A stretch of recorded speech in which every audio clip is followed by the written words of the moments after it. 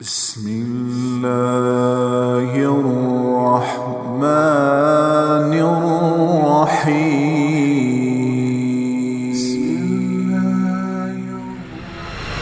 عمر بن عبدالعزیز 3 بر اعظم پر حکومت کی۔ عمر بن عبدالعزیز، بنو امیہ، مروان 9 مہینے حکومت کی۔ اس کا بیٹا عبد الملک بن مروان 21 برس حکومت کی۔ اس کا بیٹا ولید 10 سال حکومت کی۔ اس کا بیٹا سلیمان 2.5 سال حکومت کی۔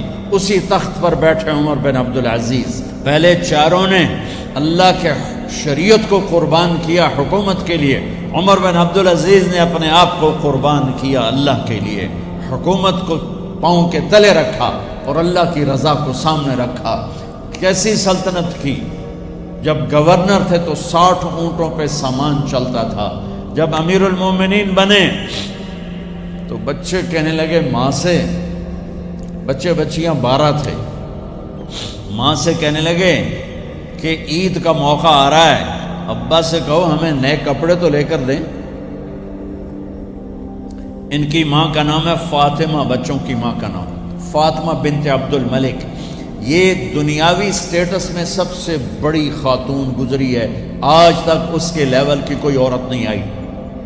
دادا بادشاہ، باپ بادشاہ، 4 بھائی بادشاہ، 6 خامن بادشاہ، 7 نسبتوں سے یہ عورت شہزادی رہی ہے۔ حضرت عمر گھر آئے، بیگم نے کہا بچے کپڑے مانگ رہے ہیں۔ حضرت عمر کہنے لگے میرے پاس تو پیسے نہیں ہیں، تنخواہ میں تو مشکل سے روٹی پوری ہوتی ہے، کہاں سے لے کر دوں؟ تو تھوڑی دیر خاموش رہی بیگم، پھر کہنے لگی آپ ایسا کریں اگلے مہینے کی سیلری ایڈوانس لے لیں، اس سے میں کپڑے لے لیتی ہوں اور روٹی کا خرچہ میں مزدوری کر کے گھر بیٹھے مزدوری کر کے چلا لوں گی، آپ 1 مہینے کی تنخواہ ایڈوانس لے لیں۔ حضرت عمر بن عبدالعزیز واحد خلیفہ ہیں جن کے دور میں 3 بر اعظم میں زکوٰۃ لینے والا باقی نہیں بچا تھا۔ یہاں لاہور بھی ان کی حکومت کے نیچے تھا، جنوبی اسپین فرانس ان کی حکومت کے نیچے تھا، کاشغر تک ان کی حکومت کے نیچے تھا، استنبول کے دروازوں تک ان کی حکومت تھی۔ 3 بر اعظم میں ایک آدمی زکوٰۃ لینے والا نہ بچا۔ اور اپنا حال یہ ہے کہ بیگم سے کہہ رہے ہیں پیسے کوئی نہیں، کپڑے کہاں سے لے کر دوں؟ اور بیگم طریقہ بتا رہی ہے کہ آپ اگلے مہینے کی تنخواہ ایڈوانس لے لیں، اس سے میں کپڑے لے لوں گی اور چولہے کا خرچہ، روٹی کا خرچہ میں گھر بیٹھ کے مزدوری کر کے کما لوں گی۔ تو حضرت عمر کہنے لگے ہاں یہ ٹھیک ہے۔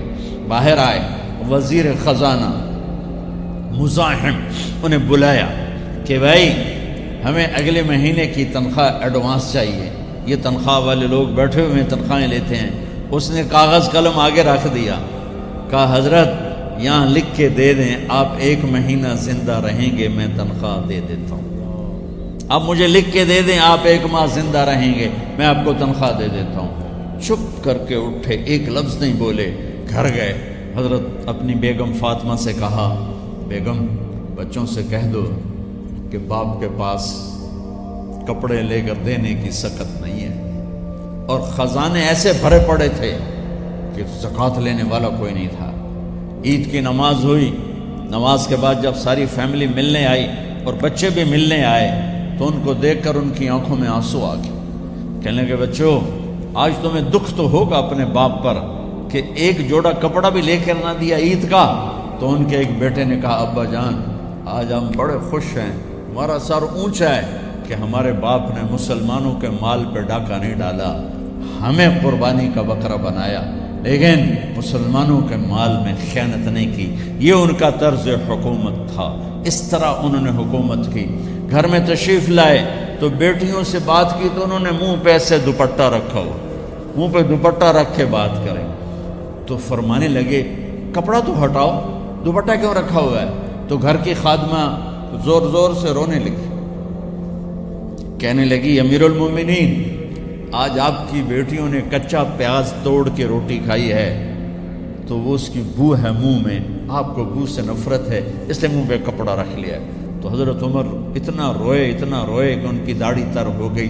کہنے لگے آخر میں جب تھوڑا آسرے میں آئے کہا میری بیٹیوں تمہارا باپ تمہیں بڑے اچھے کھانے کھلا سکتا ہے لیکن میں جہنم کو برداشت نہیں کر سکتا۔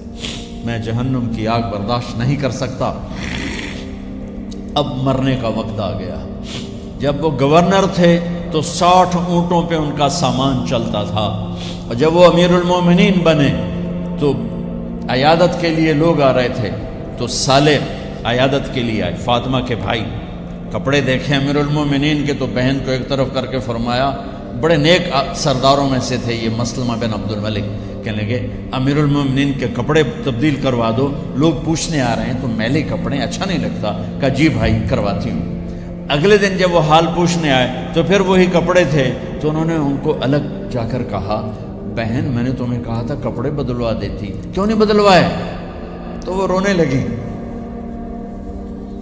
کہنے لگی کہاں سے بدلواؤں، جوڑا ہی ایک، کہاں سے بدلواؤں؟